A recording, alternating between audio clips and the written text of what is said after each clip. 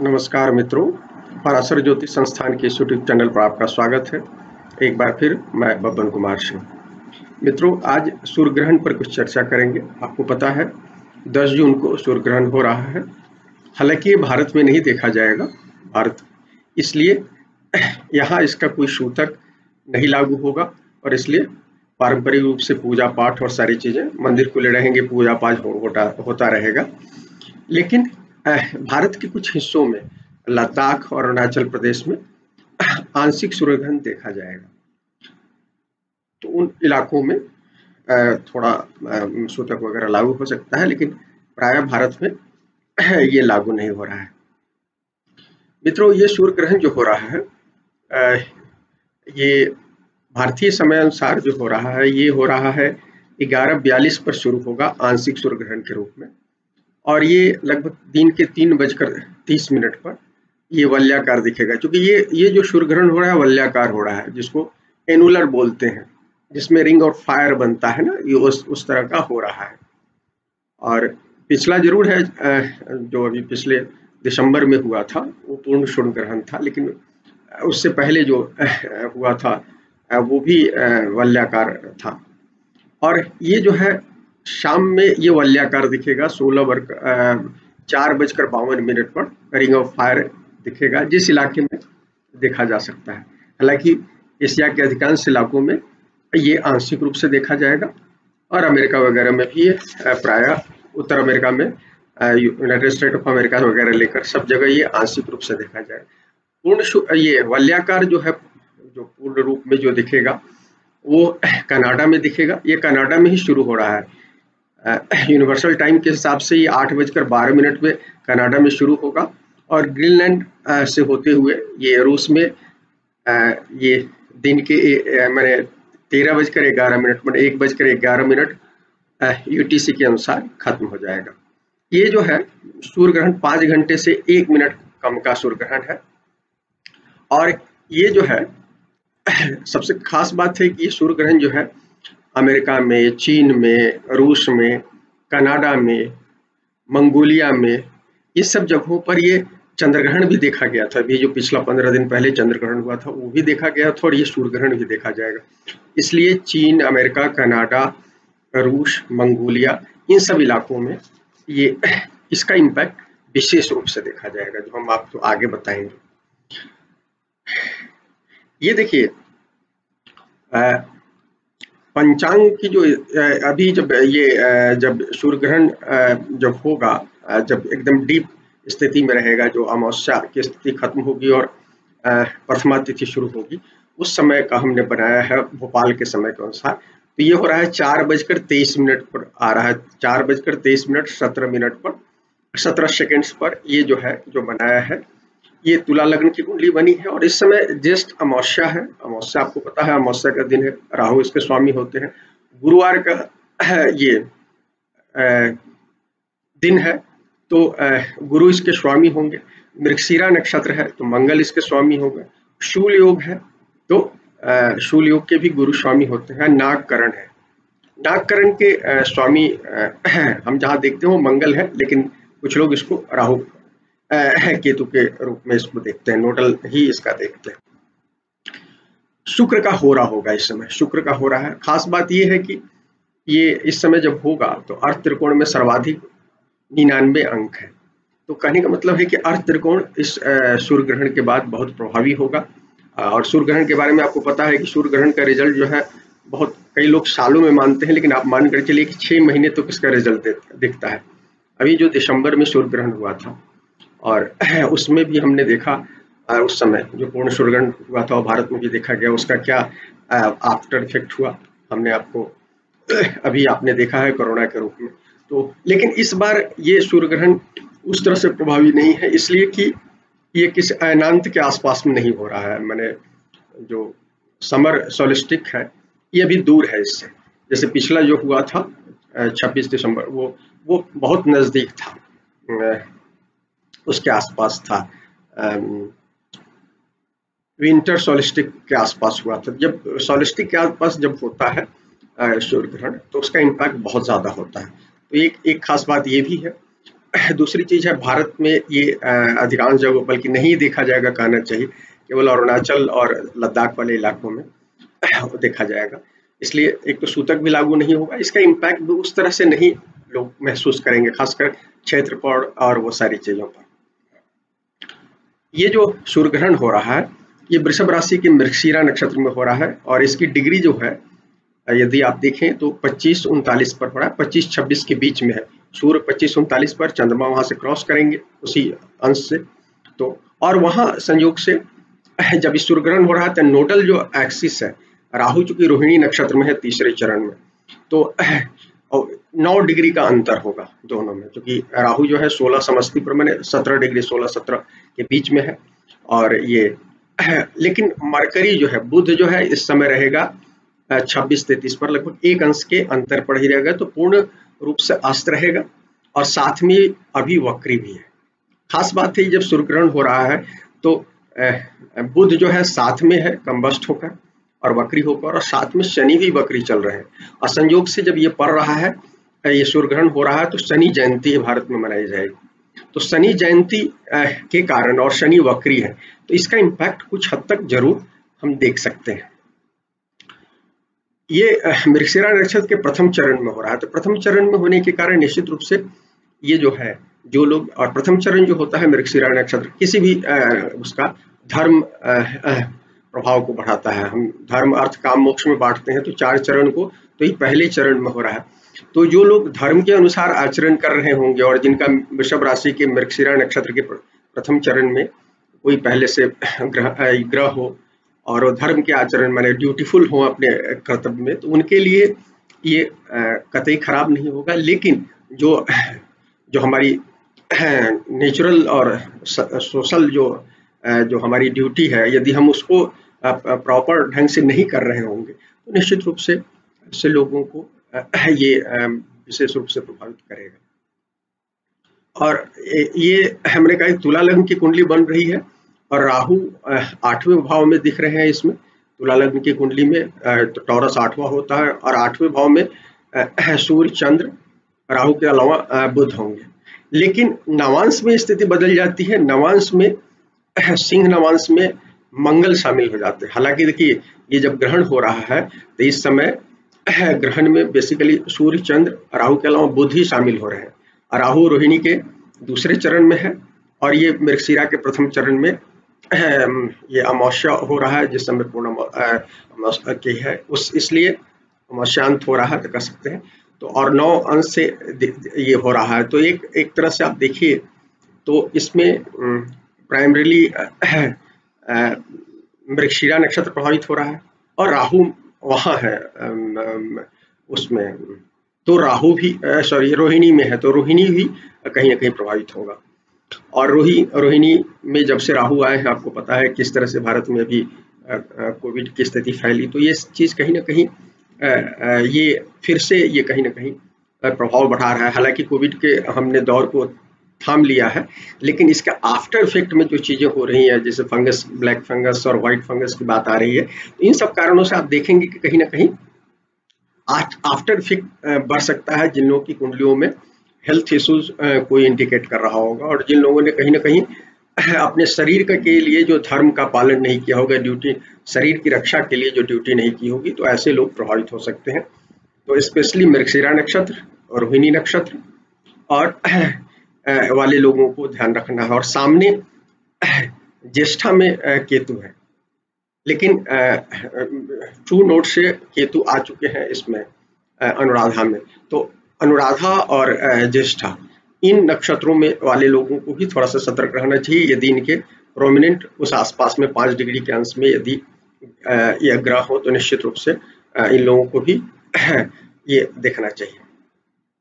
जब ग्रहण होगा तो आद्रा तीसरे चरण से शुक्र गुजर रहे होंगे, पुष्य पहले चरण से मंगल है और श्रवण तीसरे चरण में शनि वक्री होकर चल रहे हैं। ये सब बाहर हैं, इस ग्रहण के प्रभाव डायरेक्ट प्रभाव क्षेत्र से बाहर है। और साथ में सतभिषा में गुरु का गोचर चल रहा है, लेकिन खास बात है कि गुरु जो है केंद्र संबंध बना रहे हैं, क्योंकि गुरु 5वें भाव में है। तुला की कुंडली यदि बन रही है तो गुरु कुंभ में आ रहे हैं, 5वें भाव में आ रहे हैं, तो उनका केंद्र प्रभाव बनेगा। तो गुरु के साथ कुछ न कुछ इफेक्ट गुरु पर भी जाएगा। तो प्राइमरीली देखिए आप, सूर्य चंद्र राहु केतु के अलावा यदि आप देखते हैं तो आप इसमें बुध को रख सकते हैं। और नवांश में जब हम आपको कहें कि सिंह नवांश में मंगल शामिल हो गए, तो मंगल पर भी, मंगल प्रभावित जातकों पर भी ये कहीं ना कहीं कुछ न कुछ असर होगा। और खास तौर पर मंगल के जातक, अभी देखिए मंगल नीच के चल रहे हैं, तो मेष और वृश्चिक के जातकों को, जो लोग लग्न वाले लोग हैं स्पेशली हम कहेंगे, और चंद्र राशि पर भी प्रभाव पड़ेगा। तो ऐसे लोगों को भी अपने स्वास्थ्य का ध्यान रखना चाहिए जब तक 20 जुलाई तक मंगल नीच के है, क्योंकि ये सूर्य ग्रहण से थोड़ा सा प्रभाव वहां आ रहा है नवांश में आने के कारण। तो ऐसे लोग जिनकी कुंडली में छठा भाव बहुत सक्रिय होगा और इस पीरियड में दशा भुक्ति अच्छी नहीं होगी, तो मंगल के भी इन जातकों को ध्यान रखने की जरूरत होगी।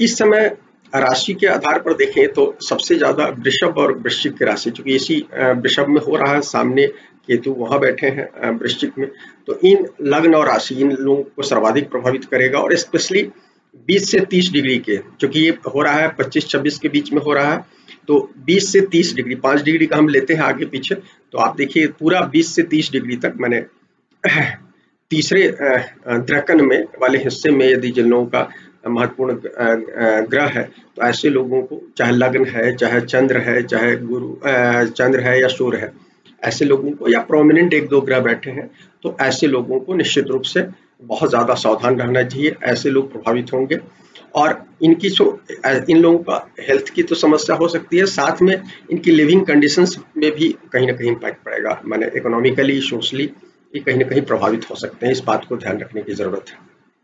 इसके बाद हम कहेंगे कि बुध की 2 राशियां जो है मिथुन और कन्या, तो ट्रांजिट में जो स्थितियां हैं, मिथुन की स्थिति ज्यादा खराब है, तो मिथुन के लग्न और राशि के जातकों को भी सावधानी बरतनी चाहिए अगले 1 महीने तक निश्चित रूप से। और इसका प्रभाव 6 महीने तक होगा, तो दूसरे और भी प्रभाव देखेंगे, खासकर जो हम आगे बताएंगे आपको, चीटिंग के या व्यवसाय में या दूसरी चीजों में।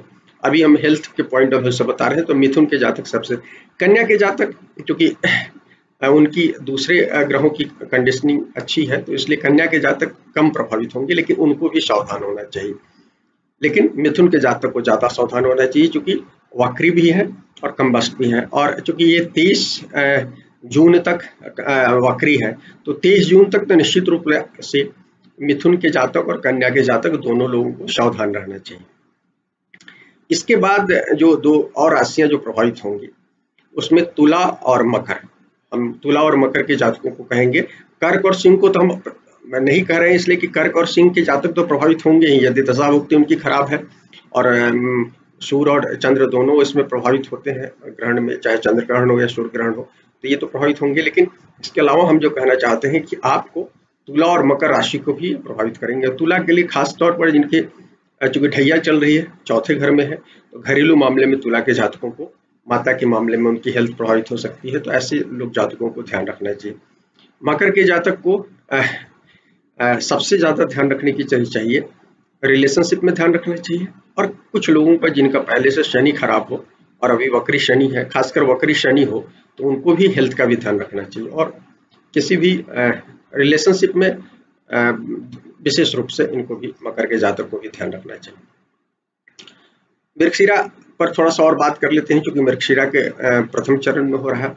मृगशिरा जो है, ये कहा जाता है सर्च का, क्या कहते हैं, माना जाता है कि मृगशिरा के जातक होते हैं हमेशा सीक्रेट खोजते रहते हैं, कुछ न कुछ खोजने में लगे रहते हैं, और हिरन जैसे अपने पेट के गंध को खोजता रहता है, उसी तरह से इनकी भी प्रवृत्ति होती है। और कहा जाता है, ब्रह्मा से जोड़ा जाता है कि ब्रह्मा ने जब सृष्टि में सरस्वती को बनाया और फिर उन पर रिझ गए और वो मृग के रूप में उनका पीछा कर रहे थे, तो रुद्र ने उनका एक सिर काट लिया था, तो वो वही सिर टांगा हुआ है जो मृगशिरा के रूप में माना जाता है। तो ये जो है वो बताता है कि कहीं ना कहीं ये सर्च को, इसीलिए सर्च को भी बताता है कि कहीं ना कहीं एक लोभ को भी बताता है, और खासकर टॉरस में तो उस मेटेरियलिस्टिक चीज़ों पर, फिजिकल चीज़ों पर जो हम भागते हैं और उसको सच्चाई मानते हैं, जो सच्चाई नहीं है। तो इस बात को समझने की ज़रूरत है कि इस दौर में जो लोग जिन लोगों का मृगशिरा में और खासकर टॉरस में वृषभ में ही लग्न हो, चंद्र हो, सूर्य हो, ऐसे लोगों को और यदि वो ड्यूटीफुल नहीं है, अपने शरीर के धर्म का रक्षा नहीं कर रहे हैं, व्यवसाय में अपने धर्म की रक्षा नहीं कर रहे हैं, जो भी उनका सामाजिक या जो प्राकृतिक नियम है उसके हिसाब से नहीं चल रहे हैं, तो ऐसे लोगों को ये निश्चित रूप से ये सूर्य ग्रहण प्रॉब्लम में डाल सकता है। लेकिन जो लोग धर्म के रास्ते पर चल रहे हैं, ये पूरे यूनिवर्स की जो एक ब्रह्मांड की जो वो होता है, हम सब लोगों को ब्रह्मांड की शक्ति से बने ब्रह्मांड की एनर्जी के साथ यदि हम कॉप करके चलते हैं तो हमें कोई दिक्कत नहीं हो सकती है। और खासकर हम अभी मृगशिरा के संदर्भ में इसलिए कहते हैं कि मृगशिरा को कहा जाता है इच्छा पूर्ति का वो माना जाता है, का भी नक्षत्र माना जाता है। तो माना जाता है कि इसकी विशेष शक्ति है, इच्छा पूर्ति को दर्शाता है। लेकिन इच्छा पूर्ति का जब हम यूनिवर्सल लॉ को फॉलो कर रहे हैं, हम यूनिवर्सल लॉ को मानते हुए अपने व्यक्तिगत जो हमारी महत्वाकांक्षाएं हैं उसको हम यदि तब हम जा रहे हैं, तब हमको ये कहीं ना कहीं ये ग्रहण हमको एक नया रास्ता देगा, उसमें हमको बढ़ावा देगा। तो ऐसे बहुत सारे जातक जो लोग अभी जीवन में आए हैं और जीवन युवावस्था शुरू हुई है और इस रास्ते में बढ़ रहे होंगे, तो इस सूर्य ग्रहण कहीं ना कहीं ऐसे जातकों को कहीं ना कहीं आगे ले जाएगा। यदि वो अभी तक यदि धर्म में उनका धर्म भ्रष्ट नहीं हुआ है। धर्म भ्रष्ट नहीं होने का मतलब ये है कि वो अपने कर्तव्य के प्रति बहुत समर्पित है और लक्ष्य के प्रति और कर्तव्य के प्रति समर्पित है। तो ऐसे लोगों को, और ऐसे भी लोग जो मध्य आयु में है और उन्होंने अभी तक लगातार धर्म के और के रास्ते का चयन किया है, तो निश्चित रूप से धर्म पाद में ये हो रहा है, तो निश्चित रूप से ऐसे जातकों को भी ये हेल्प करेगा मृगशिरा का। लेकिन जो लोग ब्रह्मांड की शक्ति के खिलाफ काम कर रहे हैं, अभी देखिए कोरोना ने हमें सबक सिखाया है कि हम चूंकि जो प्रकृति की जो है हम प्रकृति के हिसाब से नहीं चल रहे हैं।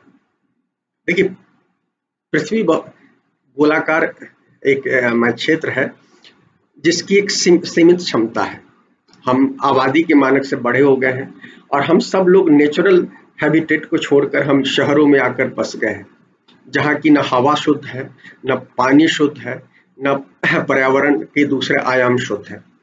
वो क्यों नहीं शुद्ध है? क्योंकि हम एक पृथ्वी पर हमको डिस्ट्रीब्यूटेड रूप में यदि हम प्राकृतिक हैबिटेट पर यदि रहते तो शायद ऐसी स्थिति नहीं होती। हम छोटे छोटे जगहों पर रहकर और उस पूरे इन्वायरमेंट को हमने खराब किया है। तो इसके कारण कहीं ना कहीं वो हम प्रकृति के यूनिवर्सल जो लॉ को हम कहीं ना कहीं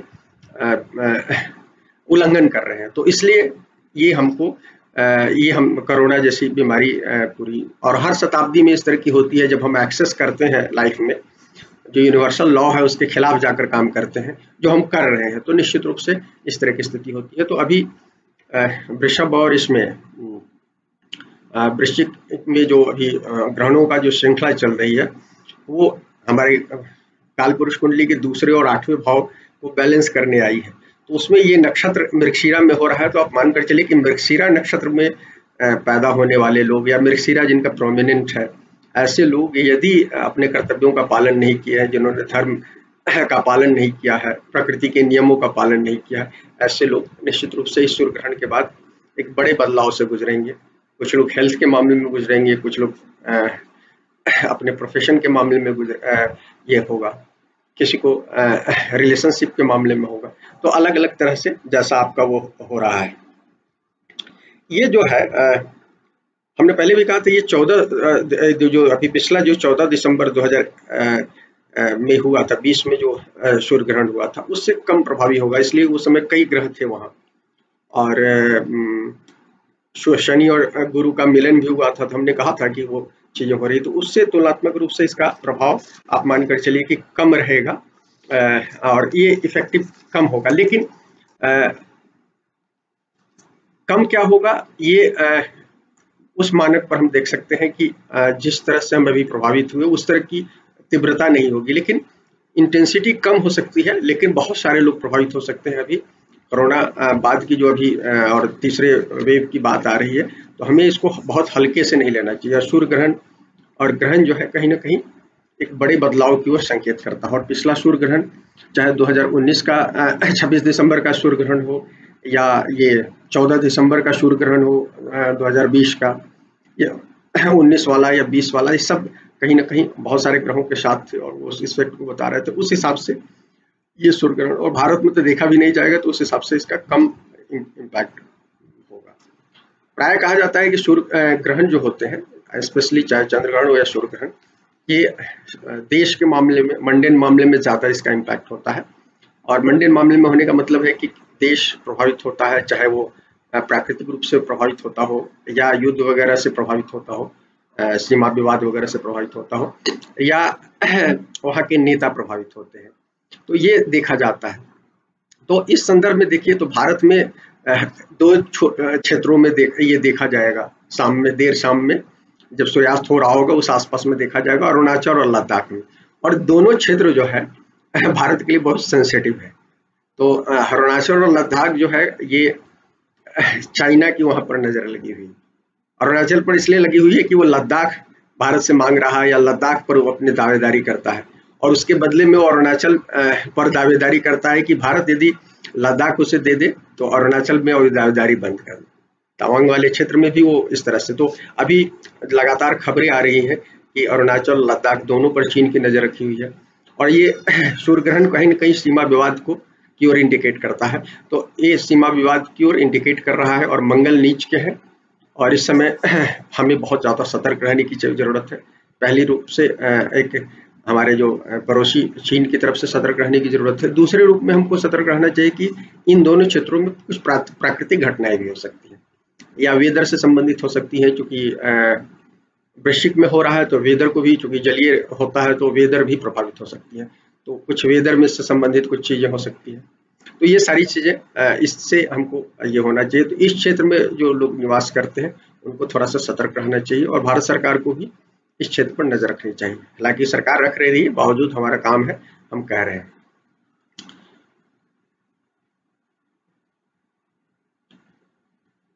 ये ग्रहण जो हो रहा है ज्येष्ठ महीने में हो रहा है, हमने बताया ज्येष्ठ अमावस्या को हो रहा है। ये बताया है वराह मिहिर ने अपने बृहद संहिता में बताया है कि जब भी ज्येष्ठ माह में ग्रहण होता है, तो ज्येष्ठ माह में ग्रहण हो तो राजाओं को, ब्राह्मणों को, धान्यों को, माने जो उपज होते हैं उन को, वृष्टि मतलब बारिश, महागणों को रख लीजिए। पहले जब लिच्छवी गणराज वगैरह होते थे उस तरह के महागण कहते थे। अब तो भारत स्वयं में लोकतंत्र है, तो उस तरह की जो लोकतंत्र है उसको कहीं न कहीं कह सकते हैं। जो एक विशाल जनसमूह जो होगा अलग अलग क्षेत्र में, आजकल आप कह सकते हैं उसको समूह, लोकतंत्र में जो एक प्रेशर ग्रुप होता है उस तरह की चीज को कह सकते हैं, जो पब्लिक प्रेशर ग्रुप हो सकता है उसको कह सकते हैं। तो उस तरह की चीज को उत्तर दिशा के वासियों को, शाल प्रदेश वासियों को, निषाद गणों को, जो लोग मछली मारते हैं और मल्लाह किस्म के जो लोग होते हैं उनको, इन सब लोगों को ये बताता है कि हानि पहुंचती है। हमने बताया राजाओं को, ब्राह्मणों को, धान्यों को, माने उपज को, बारिश पर, और महागणों को, उत्तर दिशावासियों पर, और निषादगण को, ये सारे लोगों को ये कहीं ना कहीं ज्येष्ठ मास में होने वाला है, चाहे चंद्रग्रहण हो या सूर्य ग्रहण हो, ये कहीं ना कहीं इम्पैक्ट करता है। और चंद्रग्रहण भी हुआ है, सूर्य ग्रहण हुआ है, तो ये ध्यान रखना चाहिए। साथ में यदि ये वृषभ राशि के बारे में कहते हैं कि वृषभ राशि में सूर्य ग्रहण हो तो गो पालने वाले, माने जो लोग गाय पालन करते हैं, जो वो लोग को, पशुओं को, और प्रमुख लोग जो उस से संबंधित प्रमुख लोग हो, इन लोगों को ये क्षति पहुंचाता है यदि वृषभ राशि में होता है। यहाँ हम बताएंगे वृषभ राशि वैसे भी बुल की राशि है, तो इसमें आप वृषभ राशि में सारे लोग जो वृषभ से संबंधित जो जिनको हम जोड़ते हैं उनको आपको देखने की जरूरत है।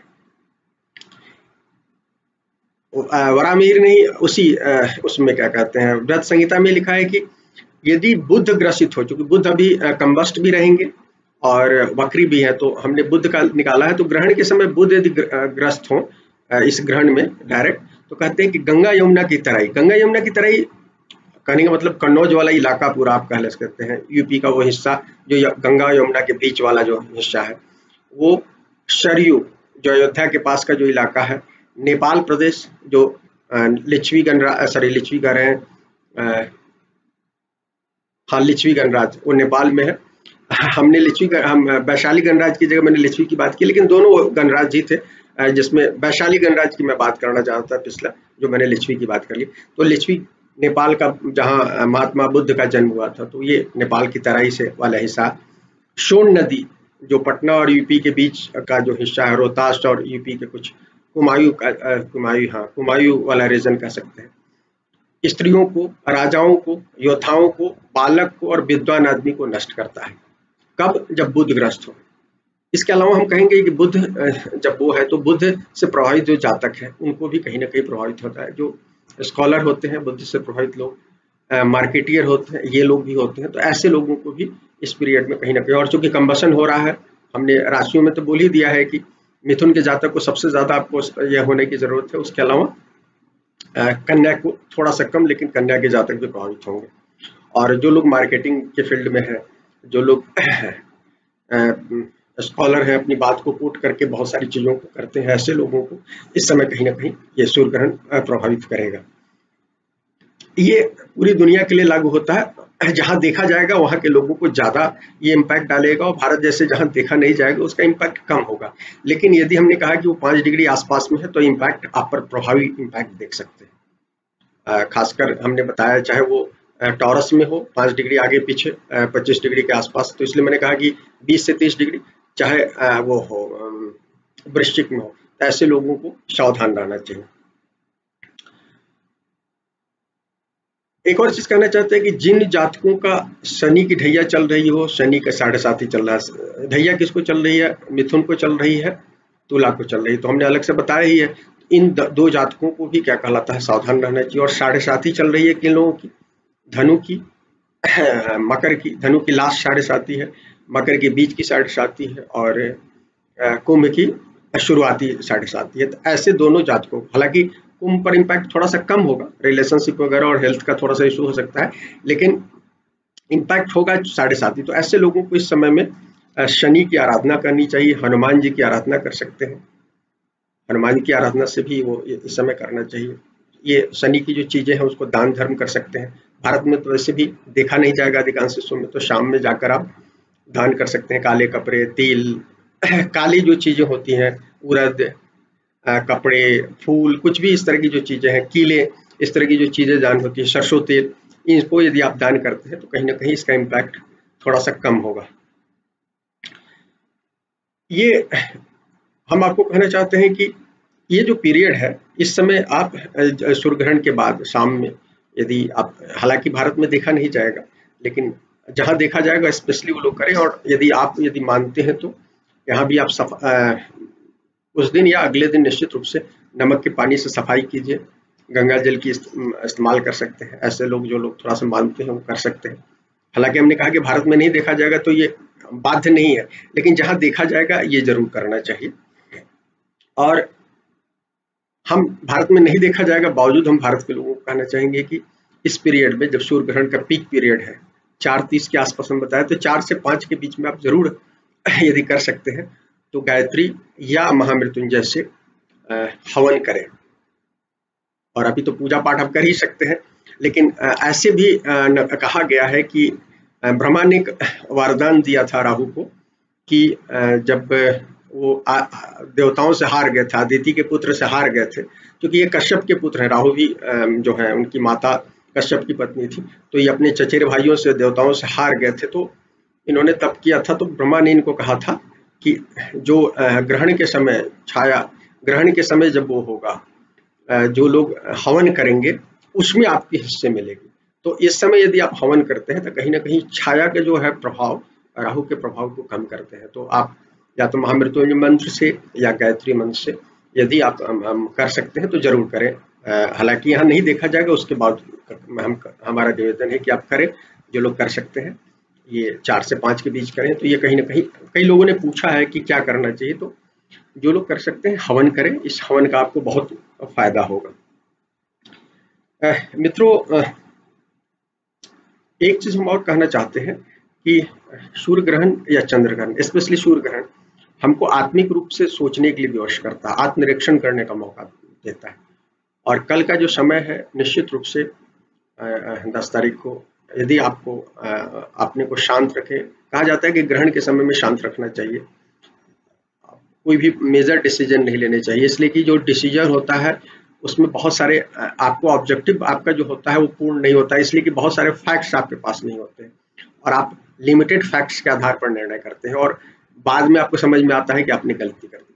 तो सूर्य ग्रहण के समय में कोई भी बड़े डिसीजन नहीं लिए जाते हैं, तो जो डिसीजन टाल सकते हैं, हम तो कहेंगे कि अभी मंगल भी नीच के हैं और सूर्य भी प्रभावित है, तो सूर्य के वृषभ गोचर में तो नहीं कीजिए, हम कहेंगे मिथुन के भी कम से कम आधे से ज्यादा गोचर, मैं पूरा गोचर कहूंगा नहीं तो आधे गोचर तक कम से कम 15 दिन तक, अगले 15 दिन, इधर 4 दिन 5 दिन और 15 दिन 20 दिन तक कम से कम बड़े डिसीजन से टालिए। और जो लोग प्रभावित हो रहे हैं वो तो हम कहेंगे कि मिथुन, जब वो कर्क में जाएंगे उस समय से आप डिसीजन लेना शुरू करेंगे, इस समय कोई बड़े डिसीजन नहीं ले, इस समय शादी ब्याह भी लोग नहीं करें इस पीरियड में कोई, और यदि कोई आपको ऑफर आता है तो वो भी स्वीकार नहीं कीजिए, इसलिए कि जब भी आप ग्रहण के आसपास में यदि आपको चीज आता है, अब आपकी कुंडली ग्रहण से प्रभावित है तो अलग चीज है, लेकिन ज्यादातर लोगों के जीवन में ग्रहण के समय यदि आपको कुछ ऑफर आता है तो ज्यादा टिकाऊ नहीं होता है, क्योंकि आप एक बहुत लिमिटेड परिदृश्य में, वैसे भी हम ह्यूमन हैं, बहुत सीमित दायरे में चीजों को देखते हैं, और जब ये छाया ग्रह प्रभावी होते हैं, छाया ग्रह प्रभावित होते हैं जब भी ग्रहण होता है, छाया ही देखते हैं ना, वो राहु और केतु के रूप में हम लोग ग्रहण देखते हैं, ये राहु का ग्रहण है तो राहु आप देखेंगे कल यदि जब छाया के रूप में यदि आप देखें तो ये कहीं ना कहीं हमारी जो ल्यूमिनरी जो हमको एक डिसीजन मेकिंग की क्षमता देती है, चाहे सूर्य हो या चंद्र है, उसको कहीं ना कहीं ये रोक देते हैं। तो ये इसलिए कहा जाता है कि इस समय कोई डिसीजन नहीं लेना चाहिए, तो हम आपको कहेंगे कि डिसीजन नहीं ले, 1-2 दिन तो निश्चित रूप से आप शांत रहें, और अभी तो डिसीजन लेने का कोई सवाल नहीं है यदि आप प्रभावित हो रहे हैं, और ये तो पहले से प्रभावित कर रहे हैं, इस बार जो कि पहले चंद्र ग्रहण हुआ है, प्राय चंद्र ग्रहण बाद में होता है, इस बार चंद्र ग्रहण पहले हुआ है, तो पहले आपकी चीजों का हो गया, और फिर सूर्य ग्रहण अभी हो रहा है पूर्णिमा के दिन, जो पूर्णिमा आगे कुछ आप डिसीजन लेते हैं, तो इसलिए ये अगला 1-आध महीना तो मैं कहूंगा कि कम से कम शांति रखें, जिन लोगों की कुंडली में दशा भुक्ति खराब है, हाँ जिनकी कुंडलियों में दशा भुक्ति अच्छी है, मजबूत ट्रांजिट उनको मिल रहा है, दशा भुक्ति अच्छी है, तो जरूर आप क्या कहलाता है डिसीजन ले सकते हैं अपने अपने अनुभव के आधार पर, लेकिन क्योंकि ये कोरोना का पीरियड है, बहुत सारे लोग प्रभावित हैं, तो ऐसे में हम आपको कहेंगे कि ये है। एक और चीज कहेंगे कि ये एक मंत्र है, आप इसको इस समय यदि आप नहीं कर पा रहे हैं हवन वगैरह तो करें, आदित्य मंत्र है, ये गायत्री कह सकते हैं। ओम आदित्याय विद्महे दिवाकराय धीमहि तन्नो सूर्य प्रचोदयात्। फिर से रिपीट कर रहा हूँ, ओम आदित्याय विद्महे दिवाकराय धीमहि तन्नो सूर्य प्रचोदयात्। तो आप इससे आदित्य मंत्र से भी क्या कहलाता है जाप कर सकते हैं, और यदि आप ये सब भी नहीं कर सकते हैं तो जो भी यदि आप जो पॉजिटिव चीजें हैं, किताबें हैं आपके पास धर्म से संबंधित या दूसरी भी जो पॉजिटिव चीजें जो आपको एनर्जी देती हो, ऐसे भी ये जो काल है ये हम सब लोगों को हमारी एनर्जी लेवल को घटाए हुए है, और सूर्य भी अभी प्रभावित, पहले वीनस प्रभावित है, अभी सूर्य भी प्रभावित है, तो ऐसे स्पेशली सब लोग हम लोग प्रभावित है, अधिकांश लोग, तो ऐसे लोगों को निश्चित रूप से इस पीरियड में कुछ अच्छी किताबें पढ़नी चाहिए, और कुछ भी टेलीविजन पर, सिस्टम पर, नेटवर्क पर कोई भी गलत चीजें हैं, चाहे वो हिंसा की चीजें हैं, पॉर्न चीजें हैं, ये सब चीजों से बचें। ये कहीं ना कहीं इस समय इस तरह की चीजें आपको फ्लडिंग हो सकती है यदि आपकी कुंडली प्रभावित है, तो इन चीजों से बचें, और पॉजिटिव चीजें हैं, नहीं समझ में आता है, हिंदू है तो भागवत गीता पढ़ सकते हैं, रामचरितमानस पढ़ सकते हैं, वाल्मीकि रामायण पढ़ सकते हैं, या और भी जो आपके जो अप्रोच में जो ग्रंथ है उसका अध्ययन करें। स्पेशली कल, और एक कहा जाता है कि सूर्य ग्रहण में 2 से 3 दिन तक आदमी को बहुत लो प्रोफाइल के रूप में रहना चाहिए, तो लो प्रोफाइल के रूप में रहिए और पॉजिटिव रहिए, नेगेटिव यदि थॉट्स आते हैं उनको कंट्रोल कीजिए। मित्रों, लंबा हो गया, बहुत शॉर्ट में राशिफल मोटा मोटी बता देते हैं। देखिए, मेष के लिए दूसरे भाव में होंगे, ये चूंकि वृषभ में हो रहे हैं तो दूसरे भाव में होंगे, तो आपको सबसे ज्यादा अपनी फूड हैबिट्स पर ध्यान देना चाहिए। जिन लोगों की फूड हैबिट्स अच्छी नहीं है, जीवनचर्या अच्छी नहीं है, उनको हेल्थ संबंधी प्रॉब्लम हो सकती है, और कुछ लोगों को ये कहीं ना कहीं फाइनेंशियल प्रॉब्लम भी दे सकते हैं। यदि आपने फाइनेंशियल मामले में कुछ ड्यूटीफुल ढंग से काम नहीं किया है तो फाइनेंशियल प्रॉब्लम भी दे सकते हैं। केतु सक्रिय हो जाएंगे और खास तौर पर जिन लोगों का अनुराधा नक्षत्र है या ज्येष्ठा है उन लोगों को हम स्पेशली कहेंगे कि आप ध्यान रखें। वृषभ लग्न राशि के जातकों को मैं कहूंगा कि पहले भाव में आ रहे हैं तो आपको भी अपने हेल्थ का ध्यान रखना चाहिए। पहले भाव में आ रहे हैं और जिन लोगों का मृगशिरा नक्षत्र है, रोहिणी नक्षत्र है, उनको स्पेशली हम कहेंगे कि मृगशिरा रोहिणी वाले जातकों को, और उधर अनुराधा ज्येष्ठा यदि राशि आपकी उधर हो वृश्चिक तो आपको उसको भी ध्यान रखने की जरूरत है। मिथुन लग्न राशि की बात करते हैं तो इसके अलावा आपको रिलेशनशिप का भी ध्यान रखना चाहिए। वृषभ के जातकों को रिलेशनशिप का भी, क्योंकि सामने वो देख रहे हैं और ये पूरा एक्सेस होता है तो मेनली तो वो हो रहे हैं आपके फर्स्ट भाव में, लेकिन आपके रिलेशनशिप को भी प्रभावित करेंगे। रिलेशनशिप में यदि आपके पाखंड है तो कहीं ना कहीं इस समय रिलेशनशिप टूटने या बाद में कुछ इस तरह की स्थितियां बन सकती है, इस बात को ध्यान रखें। मित्रों, मिथुन लग्न राशि के लिए है 12वें में जा रहे हैं तो 12वां क्या होता है, खर्च का भाव है, विदेश का भाव है, तो हम आपको कहेंगे खर्च बढ़ा रहे हैं। हेल्थ संबंधी आपको भी ध्यान रखना चाहिए। कुछ लोगों को या अनावश्यक कुछ खर्चे आपको इस समय दे सकते हैं, तो अपने बजटिंग वगैरह करके रखिए। और इस समय इसके अलावा हम आपको कहेंगे कि कहीं ना कहीं क्योंकि आपकी वो चल रही है, चंद्रमा जिनका है उनको तो इनको हेल्थ के अलावा आपको किसी भी चीटिंग वाले एक्टिविटी से प्रोफेशन में बचना चाहिए। पहले यदि आपने किया है तो इस समय दूसरे आदमी आपको चीट कर सकते हैं, इस बात का ध्यान रखें। मित्रों, अब हम कर्क लग्न राशि की बात करते हैं। कर्क में ये चंद्रमा प्रभावित होते हैं तो निश्चित रूप से कर्क के जातकों पर ये 11वें भाव में जा रहे हैं। हालांकि 11वें में अच्छा बताया गया, उच्च भाव में इस तरह की चीजों को अच्छा बताया गया, तो जिन लोगों की दशा भुक्ति होगी उनके साथ तो कुछ अच्छी चीजें हो सकती है, लेकिन हम ऐसे इन जनरल कहेंगे कि कर्क के जातकों को रुपए पैसे के मामले में थोड़ा सा बहुत ज्यादा अभी प्रलोभन नहीं करना चाहिए, क्योंकि मृगशिरा जो है कहीं ना कहीं आपको गलत रास्ते पर ले जा सकता है इस ग्रहण के बाद। तो अगले 6 महीने तक अपने प्रलोभन की आदतों पर कंट्रोल करें, अन्यथा आपको दिक्कत हो सकती है। आपको अपनी संतान से भी दिक्कत हो सकती है। आपके संतान के जीवन में 5वां भाव सामने होता है 11वें से, इस मामले में भी आपको दिक्कत हो सकती है, कष्ट दिख रहा है कहीं ना कहीं।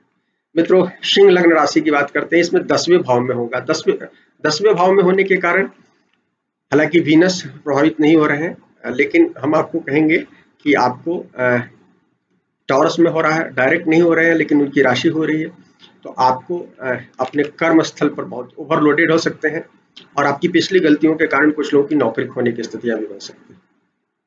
और यदि आपके कुछ लोगों को सेकेंडरी कारक रूप में ये हो सकता है कि घर के फ्रंट पर थोड़ी सी उलझने हो, लेकिन मेनली आपको दफ्तर के मामले में प्रॉब्लम हो दिख रही है। कन्या के जातकों को हम कहेंगे कि कन्या के जातक का गोचर, कई गोचर अच्छे हैं लेकिन 9वें भाव में हो रहा है, तो इस समय आपको अपने जो फादर हैं, बॉस हैं, उनके साथ कुछ कंफ्यूजन की स्थिति हो सकती है आने वाले समय में, या हो सकता है कि उनकी एडवाइस जो है आपके लिए वो पॉजिटिव नहीं होगी, तो आपको बहुत ध्यान रखने की जरूरत है। और अगले 2-4-6 महीने तक ट्रैवल वगैरह जितना सावधानी पूर्वक कर सकें, यदि संभव हो तो नहीं करें, तो उसमें कुछ दिक्कतें आ सकती हैं। जो सामने से जो दिख रहा होगा वैसा नहीं होगा, तो ये चीजें हम आपको कहेंगे।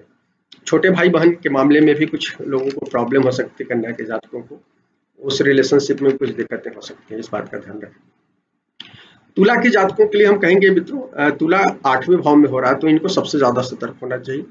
8वां भाव अपने आप में आकस्मिकता का है और ये आयुष भाव है, और यहाँ यदि आपने अपने शरीर धर्म का पालन नहीं किया होगा तो शारीरिक रूप से आप पीड़ित हो सकते हैं, आपकी पार्टनर भी पीड़ित हो सकती है, क्योंकि 7वें से दूसरा भाव होता है। तो आपको स्पेशली इस समय सूर्य ग्रहण के बाद यह ध्यान रखना चाहिए, या रिलेशनशिप में कुछ दिक्कतें हो सकती है, ससुराल के साथ रिलेशनशिप में दिक्कतें हो सकता है। यदि आपने क्या कहा था 8वें भाव से संबंधित यदि कामों में दुरुपयोग किया है तो इसके बाद आपको कुछ पीड़ा दे सकते हैं, इस बात का। यदि आप एस्ट्रोलॉजर हैं, आपने एस्ट्रोलॉजी का दुरुपयोग किया है, आप इन्वेस्टर हैं, उसमें आपने इन्वेस्टमेंट बैंकर हैं, उसमें आपने किया है, आप लाइफ इंश्योरेंस वगैरह में काम करते हैं और यदि आपने गलत किया है तो इस समय में आपको कहीं ना कहीं दिक्कतें हो सकती है। मित्रों, वृश्चिक लग्न राशि की बात करते हैं। 7वें भाव में होगा तो वृश्चिक के जातकों को हेल्थ का हम कहेंगे, पहले भी कहे हैं, और पहली चीज और दूसरा चीज हेल्थ 7वें भाव में हो रहा है तो पार्टनरशिप के मामले में इस समय वृश्चिक के जातकों के माने राहु आए हुए हैं 7वें भाव में, और राहु से ही ये हो रहा है। तो जिन लोगों की कुंडली में यदि आपने उपेक्षा की है अपने दाम्पत्य जीवन में, तो ऐसे लोगों को प्रॉब्लम हो सकती है, या रिलेशनशिप का दुरुपयोग किया है तो इस समय कुछ समस्याएं उससे संबंधित आ सकती है। इवन व्यवसाय में आपने कुछ गलतियां की है तो उसमें भी आपको कहीं ना कहीं पीड़ा हो सकती है पार्टनरशिप वाले मामले में। मित्रों, अब धनु लग्न राशि की बात करते हैं। धनु लग्न राशि में ये छठे भाव में हो रहा है। छठा भाव कामकाज का है, डेली रूटीन का है। छठा भाव हमारे शत्रुओं का है। तो यदि आपने सर्विस एटीट्यूड से काम नहीं किया है तो ऐसे लोगों को पीड़ा हो सकती है। सर्विस एटीट्यूड से काम करते हैं तो निश्चित रूप से, सेवा भाव से आप काम करने वाले हैं तो दिक्कत नहीं होगी। लेकिन यदि सेवा भाव से आपने काम नहीं किया तो निश्चित रूप से आपको कुछ छुपे हुए शत्रु आपको दिक्कत कर सकते हैं। हेल्थ के मामले में भी कुछ लोगों को प्रभावित हो सकते हैं। अभी निकल रहा है अंतिम 7.5, खासकर चंद्रमा वाला जिन लोगों का है, धनु राशि है, उन लोगों को, आप लोगों को भी इस बात का ध्यान रखना चाहिए, हेल्थ का ध्यान रखना चाहिए, स्पेशली हम कहेंगे। और मकर लग्न राशि की बात करते हैं। 5वें में हो रहा है, ये 5वें में हो रहा है। मकर प्रभावित हो रहा है, मिड का है, जिन लोगों की चंद्रमा है मकर में, उन लोगों को तो स्पेशली चंद्र राशि है, उन लोगों को बहुत ज्यादा सावधान रहना चाहिए। यदि आपने अपनी पर्सनालिटी का दुरुपयोग किया है, रिलेशनशिप में दुरुपयोग किया है, तो इस समय कहीं ना कहीं आप प्रभावित होंगे। 5वां भाव लव रिलेशन को भी बताता है, रोमांस को बताता है। तो यदि आप रोमांस के मामले में और क्षणिक रिलेशनशिप बनाते रहें तो ऐसे लोगों को बहुत सावधान रहना चाहिए, इस बात को ध्यान रखें। कुंभ लग्न राशि की बात करते हैं। इसमें चौथे भाव में होगा। कुंभ के जातकों के लिए साढ़े शादी शुरू हुआ है, हालांकि ट्रांजिट अभी थोड़ा सा बेहतर हो गया है, गुरु आ गए हैं इनके इसमें, तो लेकिन उसके बावजूद हेल्थ के मामले में आपको अपना भी ध्यान रखना चाहिए। पार्टनरशिप के मामले में कुछ चीजें आपको दिख रही हैं प्रॉब्लम, तो अपने पार्टनरशिप का ध्यान रखें। कुछ लोगों को हॉस्पिटलाइजेशन वगैरह का भी चक्कर हो सकता है इस पीरियड में, तो इस चीज पे हम जरूर कहेंगे। इसके अलावा अंतिम राशि मीन की बात करते हैं। इसमें तीसरे भाव में हो रहा है। तीसरा भाव हालांकि अच्छा होता है और मीन के लिए भी ठीक भी है, मीन के लिए, लेकिन तो भी हम कहेंगे कि तीसरे भाव से संबंधित पराक्रम के मामले में कुछ आपसे गलतियां हो सकती है।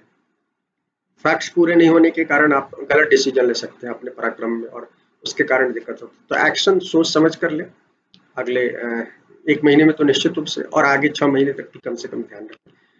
और ऐसे गुरु यदि आपके सपोर्टिव हैं कुंडली में, ट्रांजिट शनि का आपके लिए अनुकूल है, हालांकि अभी ट्रांजिट खराब है, वक्री हो गए हैं, तो वो जरूर ध्यान रखिए। लेकिन आपके लिए शनि की ट्रांजिट 11th हाउस में है तो इसलिए अच्छा है। तो और गुरु का भी ट्रांजिट अभी क्या कहलाता है, अभी गुरु का ट्रांजिट आपके लिए थोड़ा सा खराब हो गया है, क्योंकि आपके 12वें घर में गए हैं, तो आपको उस बात का ध्यान रखना होगा। लेकिन स्पेशली पराक्रम का ध्यान रखिए, छोटे भाई बहन का भी ध्यान रखिए, उनके मामले में कुछ प्रॉब्लम हो सकती है या कुछ गलत डिसीजन कर सकते हैं। मित्रों, ये था सूर्य ग्रहण के बारे में कुछ बातें जो हमने आपसे शेयर की। यदि वीडियो पसंद आए तो लाइक करें, शेयर करें, हमारे चैनल को सब्सक्राइब करें और बेल बटन दबाना न भूलें। शुक्रिया मित्रों।